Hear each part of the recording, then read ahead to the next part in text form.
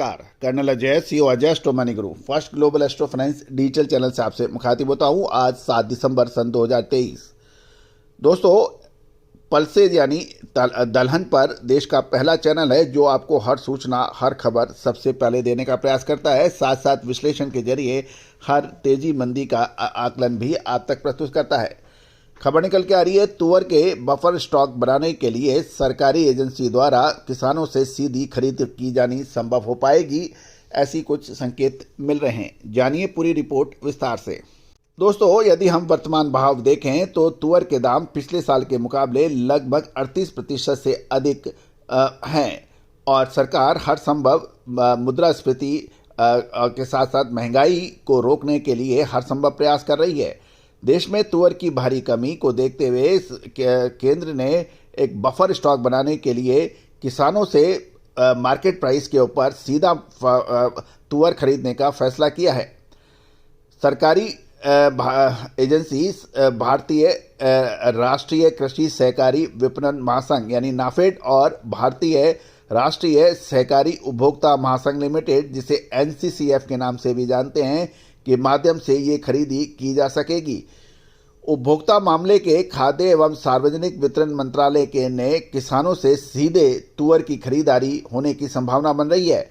सरकार इसे आवश्यक वस्तुओं को इसलिए खरीद रही है ताकि महंगाई पर काबू किया जा सके और से सीधा उपभोक्ता तक सस्ते दामों तक पहुंचाया जा सके। नेफेड के पास एक विशाल किसान डेटा है और क्योंकि कृषि उपज के लिए बीमा एजेंट के रूप में नाफेड काम भी करता है और इसका इस्तेमाल अब तुअर उगाने वाले किसानों को टारगेट करने के लिए किया जा सकता है।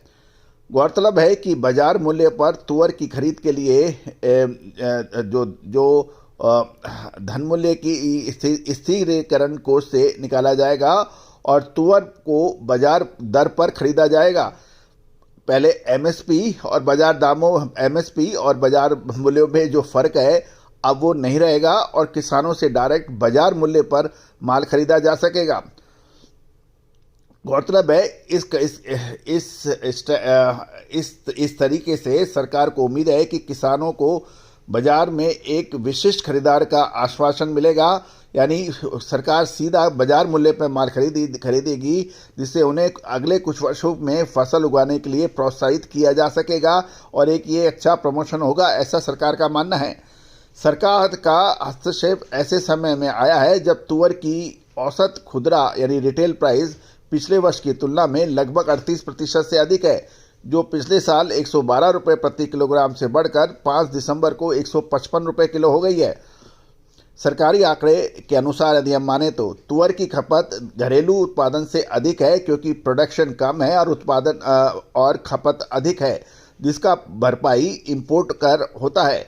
देश का तुअर उत्पादन 2022-23 में के जो फसल वर्ष जुलाई टू जून होता है 20% गिरकर 34.3 लाख टन हो गया है, जो पिछले साल 42.9 लाख टन था।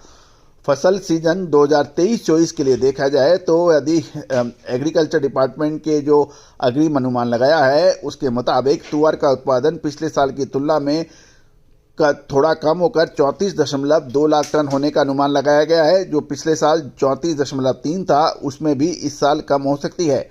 हालांकि ये भी सोचने वाली बात है कि देश में हर साल लगभग 45 लाख टन तुअर की खपत होती है, यानी 45 लाख टन के मुकाबले 34.2 लाख टन का उत्पादन ये काफ़ी कम है।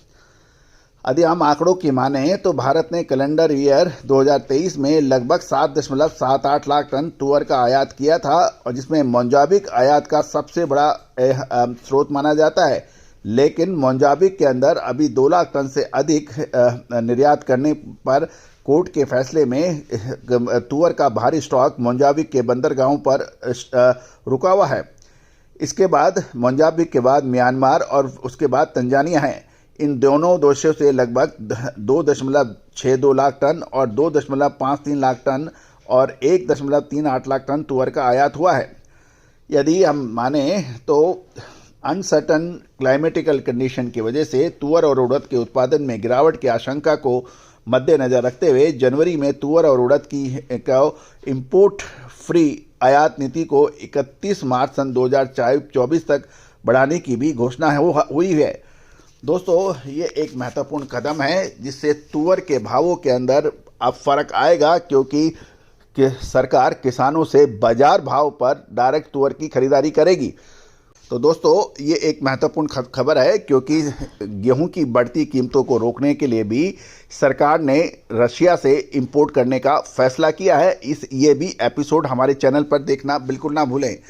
दोस्तों, दलहन की आपको याद होगा कि सबसे पहले हमने चने पर और दालों में तेजी का अग्रिम अनुमान आपको दिया था, जो कि अक्षर सत्य साबित हुआ है। विशेष अपडेट और रिसर्च रिपोर्ट के लिए आप संपर्क करें। All the very best, good luck, happy trading.